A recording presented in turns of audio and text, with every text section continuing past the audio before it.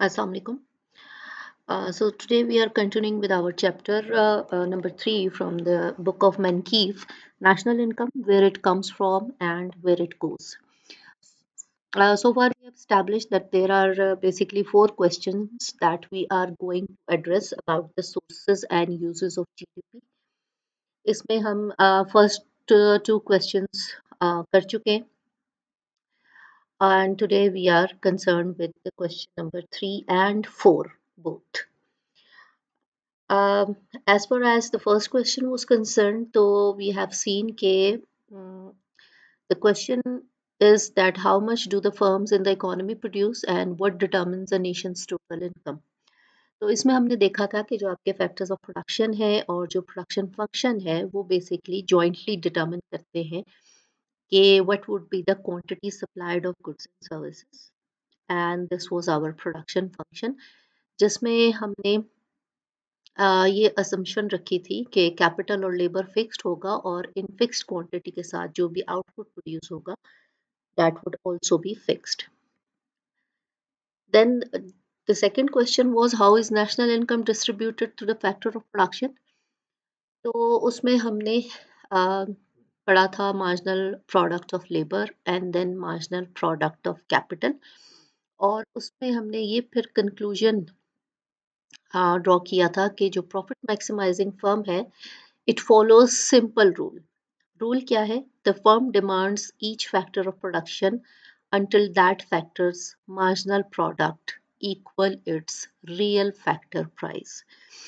Means marginal product of labor should equal real wages and the marginal product of capital should equal real rents paid to the capital. तो ये इनकी profit maximising quantities होंगी जहां पर factor का marginal product उसकी real factor price के equal होगा. At that point, the profit maximizing quantity of capital and labor will be hired. Now, today we have the third question and also the fourth question. So, first we are starting with the third question that what determines the demand for goods and services? कि ये जो production हुई है economy में उसको कौन कौन से सेक्टर्स डिमांड करेंगे और उसके क्या क्या कंपोनेंट्स हैं. This we are going to study today. तो यहाँ पे कुछ चीज़ें शुरू में इस्टेब्लिश कर लेते हैं that we are considering a closed economy and there is no trade. That means we are considering अगर हम क्लोज्ड इकोनॉमी कह रहे हैं तो दैट मीन्स हम थ्री सेक्टर इकोनॉमी की बात कर रहे हैं. उसमें हमारी ट्रेड इन्वॉल्व नहीं है तो जो नेट एक्सपोर्ट्स का कंपोनेंट होगा that would be zero. So the three components of aggregate demand would be consumption, consumer demand for goods and services, investment, demand for investment goods, and G for government demand for goods and services. तो हमारे पास जो equation आएगी aggregate demand की that would be y equals c plus i plus g in three sector economy. First हम इसमें से c को discuss करते हैं विच इज कंजम्पशन. तो अब ऐसा है कि आउटपुट जो भी इकोनॉमी का होता है some part of it it is consume. आपका जो सी है that makes up to two third of GDP और इसमें जो मेन कंजम्पशन डिमांड आती है that is from households. Households जो रिसीव करते हैं income that is from the labour and capital that they supply to firms. Then when they receive income they pay taxes to the government और जो उसका third portion होता है वो ये डिसाइड करते हैं कि टैक्स पे करने के बाद जो इनकम उनके पास है उसमें से कितना कंज्यूम करना है और कितना सेव करना है. तो जाहिर बात है आप सारा का सारा तो कंज्यूम नहीं करते थे. Some part of the income is saved also. अच्छा, अब इसमें जो गवर्नमेंट हम कह रहे हैं कि जो टैक्स कलेक्ट करती है house hold say that is amount T और जो इनकम आफ्टर टैक्स आपकी बनेगी वो होगी y माइनस टी. इनकम में से टैक्सेस को माइनस कर देंगे तो ये जो y माइनस टी है this is disposable income and then this disposable income is divided between consumption and saving. the D subscript shows the disposable income. So disposable income equals consumption plus saving. अच्छा, consumption function अगर हम देखें तो consumption function हमारा बन जाता है that consumption is the C function of the disposable income. ठीक है, the relationship between consumption and disposable income is called consumption function. तो ये जो इक्वेशन 2 है, दिस इज कंजम्पशन फंक्शन. अब इसमें जो हमारे पास y माइनस टी की ब्रैकेट के बाहर जो c है, इसको हम कहते हैं मार्जिनल प्रोपेंसिटी टू कंज्यूम. अब मार्जिनल प्रोपेंसिटी टू कंज्यूम क्या होता है?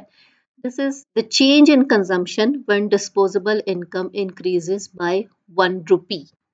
ठीक है, आपको मार्जिनल प्रोपेंसिटी टू कंज्यूम बताएगा कि इनकम के चेंज होने से आपकी कंजम्पशन कितनी चेंज होती है. अगर हम इसको फॉर्मूले में लिखना चाहें तो you can see that C equals change in consumption due to change in income. क्योंकि जब भी आपकी इनकम चेंज होती है, आपकी कंजम्पशन में थोड़ा बहुत ही सही लेकिन चेंज ज़रूर आता है. ठीक है, लेकिन हम कहते हैं कि ये जो मार्जिनल प्रोपेंसिटी टू कंज्यूम है, इट लाइज बिटवीन 0 एंड 1. 0 और 1 के बीच में लाई करती है और दैट इम्प्लाइज कि अगर आपकी मार्जिनल प्रोपेंसिटी टू कंज्यूम 1 है, it means that all of the increase in income is consumed and nothing is saved. आपने सारा कंज्यूम कर दिया. और marginal propensity to consume is if zero, then all is saved and nothing is consumed. तो these are two extremes. और ये दोनों extremes actual reality में नहीं होती. ना आप सारा कंज्यूम कर देते हैं और ना आप सारा सेव कर देते हैं. So the people remain between 0 and 1 range. और जैसे जैसे कंजम्पशन इंक्रीज होती है, इनकम जैसे जैसे इनकम इंक्रीज होती है, consumption also increases, but not as much as the increase in income, as a part of income is saved. ठीक है, तो इनकम इंक्रीज होगी तो कंजम्पशन भी इंक्रीज होगी, लेकिन एग्जैक्ट अमाउंट में कंजम्पशन इंक्रीज नहीं होगी क्योंकि इनकम के इंक्रीज का एक पार्ट सेव भी कर दिया जाएगा. ठीक है, तो नाउ यू कैन सी अगर MPC आपका 0.7 है तो हमारी कंजम्पशन क्या हो सकती है और सेविंग क्या हो सकती है. मतलब अगर हम कह रहे हैं कि हमारी 100 रुपीज़ इनकम बढ़ी है और MPC 0.7 है, तो हम कह सकते हैं कि 70 रुपीज़ आप कंज्यूम कर देंगे और 30 रुपीज़ आप सेव कर देंगे. This is the diagram of the consumption function. हम इसको इस तरह से भी लिख सकते हैं, C equal C bar plus CY.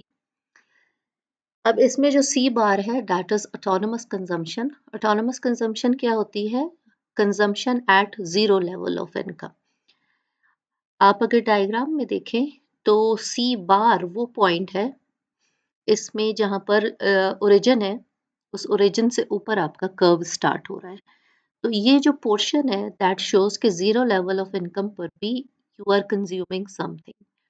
क्योंकि आप देखें कि अगर कोई जॉबलेस है लोग, तो इवन उनके कंजम्पशन तो नहीं रुकती. जो बेसिक उनकी नेसेसिटीज़ हैं, खाना तो इंसान ने होता ही है, तो वो तो कभी नहीं रुकता. तो ज़ीरो इनकम भी हो तो there is certain amount of consumption which is called autonomous consumption.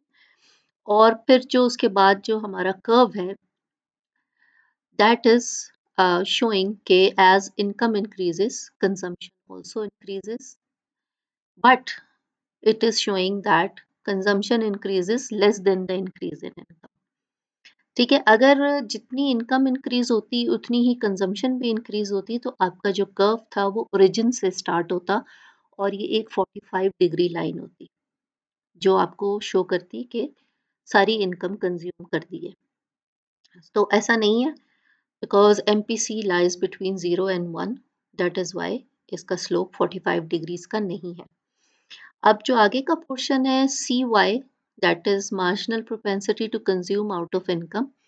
जो मार्जिनल प्रोपेंसिटी टू कंज्यूम है that is slope of the consumption function, जो आपको यहाँ पर शो हो रहा है कि एक यूनिट ऑफ इनकम इंक्रीज होगा तो depending on marginal propensity to consume हम अपनी इनकम को चेंज करेंगे. अच्छा, इसमें 2 सिनेरियोज़ हम बता सकते हैं कि अगर हमने जैसे कहा था 2 एक्सट्रीम्स होती हैं, तो अगर marginal propensity to income marginal propensity to consumption equals 1, तो your consumption function would be a 45-degree line starting from the origin. And if marginal propensity to consume is 0, then your consumption function would be a horizontal line.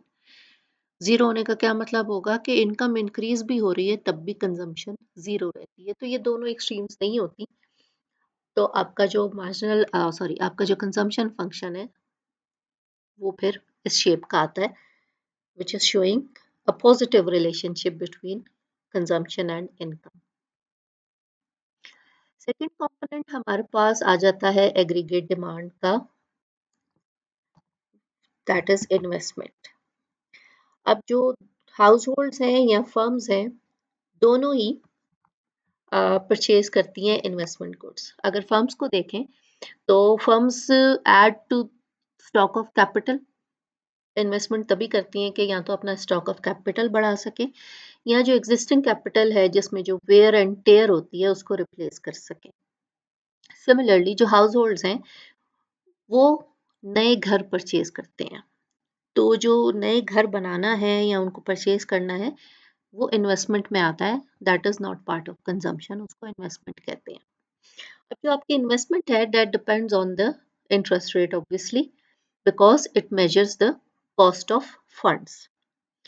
Profitable investment आपकी क्या होगी, in simple terms हम बात करें, when your return on investment is greater than the cost that you paid for the funds.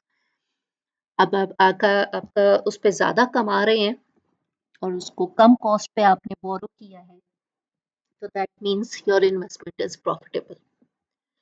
If interest rate increases, then fewer investment projects are profitable and quantity of investment goods demanded falls.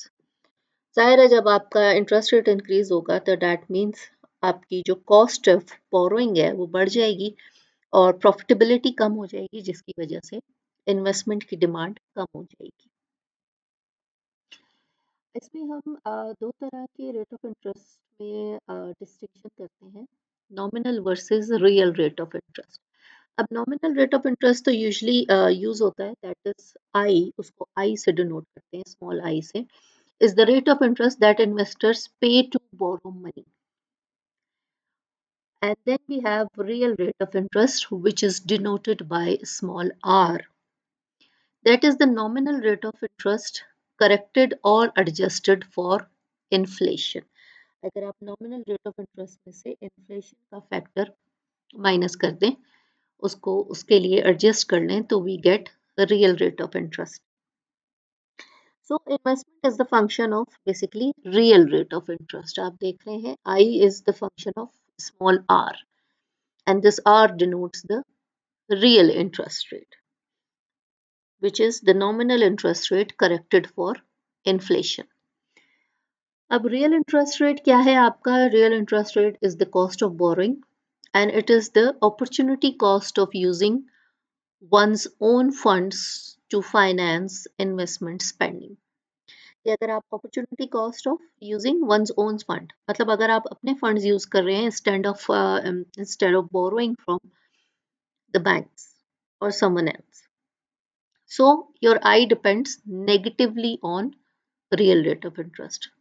ये भी एक obvious scenario है, we know that कि जैसे जैसे आपका rate of interest बढ़ता है आपकी इन्वेस्टमेंट डिक्रीज होती है। ये हमारा इन्वेस्टमेंट फंक्शन है which is showing the negative relationship between real rate of interest and the quantity of investment. Then third type of demand comes from the government sector, which is government spending and purchases. ठीक है, third component है हमारा। Federal government buys guns, missiles, services of government employees, उस पे उनकी purchases होती हैं, expenses होते हैं। Local governments buy library books, build schools, universities, hire teachers, infrastructure development भी होती है, रोड्स भी बनाती हैं। तो ये सारा कुछ करने के लिए दे डिमांड और they purchase goods and services. तो all level governments build roads and other public works. ये चाहे फेडरल गवर्नमेंट हो चाहे लोकल गवर्नमेंट हो, उनका काम इंफ्रास्ट्रक्चर बिल्ड करना भी है और दूसरे काम करना भी है, तो उसके लिए भी दे स्पेंड और they demand for the goods and services. अच्छा, इसमें जो गवर्नमेंट की स्पेंडिंग है उसमें ट्रांसफर पेमेंट्स भी आती हैं, transfer payments to households. अब ये जो ट्रांसफर पेमेंट्स होती हैं ये आपको किसी आउटपुट के अगेंस्ट नहीं पे की जाती। They are not in exchange for some economies output of goods and services, therefore they are not included in government spending. हम इनको जी में इंक्लूड नहीं करते। जब आप किसी सर्विस के अगेंस्ट पेमेंट करते हैं तो वो पेमेंट रिफ्लेक्ट होती है गवर्नमेंट स्पेंडिंग में, लेकिन ये जो ट्रांसफर पेमेंट्स हैं ये किसी सर्विस के अगेंस्ट नहीं है। ये क्या होती हैं, आपके फॉर एग्जांपल जैसे बाहर के मुल्कों में अनएम्प्लॉयमेंट बेनिफिट्स होते हैं, ये जो और जैसे यहाँ पर भी पेंशन दी जाती है, तो ये जो चीज़ें हैं ये ट्रांसफ़र पेमेंट्स हैं और ये गवर्नमेंट स्पेंडिंग का पार्ट नहीं होती। लेकिन जो ट्रांसफ़र पेमेंट्स होती हैं वो आपकी लोगों की डिस्पोजेबल इनकम इंक्रीज़ करती हैं हाउस होल्ड्स की, और फिर वहाँ से हाउस होल्ड्स की तरफ से it effects the demand for goods and services. अच्छा, अब गवर्नमेंट इसके अलावा टैक्सेस कलेक्ट करती है, तो टैक्सेस का ऑपोजिट इफ़ेक्ट होता है।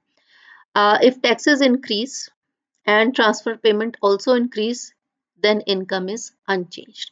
और जब गवर्नमेंट ने टैक्स इम्पोज किया तो लोगों की डिस्पोजेबल इनकम कम हो जाती है, लेकिन एट द सेम टाइम अगर ट्रांसफर पेमेंट इंक्रीज कर दें, लोगों को जो पेंशन दे रहे हैं या अनएम्प्लॉयमेंट बेनिफिट्स दे रहे हैं वो बढ़ा दें, तो जो टैक्स की वजह से इनकम डिक्रीज हुई थी वो दोबारा से इंक्रीज हो जाएगी, तो that is why income is unchanged. तो आपकी डिस्पोजेबल इनकम को अगर हम उसकी डेफिनेशन को थोड़ा सा रिफाइन करें, पहले हमने कहा था डिस्पोजेबल इनकम क्या है, इनकम माइनस टैक्सेस। अब हम उसमें ऐड कर रहे हैं कि डिस्पोजेबल इनकम होगी टैक्सेस माइनस ट्रांसफर पेमेंट्स, हम उसमें ट्रांसफर पेमेंट्स को भी कंसिडर करेंगे। सो जो आपकी डिस्पोजेबल इनकम है y minus T, that includes positive effect of transfer payments and negative effects of taxes. अब गवर्नमेंट की तरफ से अगर हम देखें कि if government purchase equals taxes minus transfer payments, क्योंकि हम गवर्नमेंट की स्पेंडिंग है transfer payments, that is but that is not part of the transfer payments. हम सिंपली उसको इस तरह से कंसिडर करते हैं कि हम टैक्सेस में से ट्रांसफर पेमेंट्स को माइनस कर देते हैं। अच्छा, अब गवर्नमेंट की मेन जो दो कंपोनेंट्स हैं गवर्नमेंट की सेक्टर के, तो उसमें गवर्नमेंट स्पेंडिंग है और गवर्नमेंट रेवेन्यू है। रेवेन्यू कहाँ से आता है, रेवेन्यू टैक्सेस से आता है। तो अगर हम देखें कि गवर्नमेंट स्पेंडिंग इक्वल्स टैक्सेस, तो दैट मीन्स आपका बैलेंस्ड बजट है। लेकिन अगर गवर्नमेंट की spending is greater than taxes, मतलब वो स्पेंड ज़्यादा कर रहे हैं और रेवेन्यू कम कलेक्ट कर रहे हैं, तो that means budget is deficit. और अगर government spending is less than the revenue collected from taxes, तो फिर आपका बजट सरप्लस होता है। ठीक है, आपने स्पेंड कम किया है और आपको टैक्सेस में जो रेवेन्यू मिला है वो ज़्यादा है। सो assume that government spending and total taxes are exogenous. अब हम इनको ले रहे हैं कि गवर्नमेंट स्पेंडिंग और taxes they are fixed, exogenous और fixed. So that is why G equals G bar and T equals T bar. The bar shows that these quantities are fixed. अच्छा जी, so this was about the demand for goods and services from the three different sectors of the economy. The consumption, household sectors की, और investment demand from households and firms, and then the government spending. ठीक है, ये हमारा third question था जो हमने answer किया कि कहाँ से डिमांड आती है जो आउटपुट प्रोड्यूस होता है।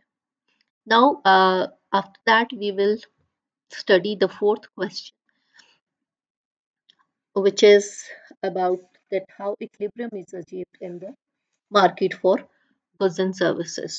तो ऑब्वियसली उसमें हम demand for goods and services और supply of goods and services को देखेंगे। अ, ये लेक्चर हमारा यहाँ पर एंड होता है of third question. Fourth question के लिए हम फिर नेक्स्ट वीडियो अपलोड कर देंगे।